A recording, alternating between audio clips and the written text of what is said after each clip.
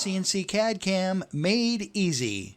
Did you know that you can create cross-sectional wireframe geometry from any group of surfaces or solid models?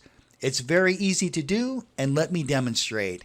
In this example, I have a group of individual surfaces. What I'd like to do is create cross-sectional geometry at Z0. Here's how it works. Take your cursor to the lower left-hand corner and select your Visual Section of Model command. What's going to happen is OneCNC is going to cross-section the surfaces and solids relative to the current construction plane. In this example, the current construction plane is just the simple XY axes located at Z0.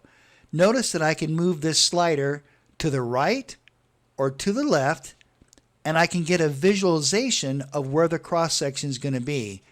You can also type a number in over here on the right. I'm going to type in 0, and then I'm going to click this option called Add to Screen. Once I do that, I can close this down, and you'll notice now that I have blue wireframe geometry created at Z0 that I can use for applying toolpath or further geometric commands. OneCNC CAD CAM Made easy. And don't forget to click the subscribe button.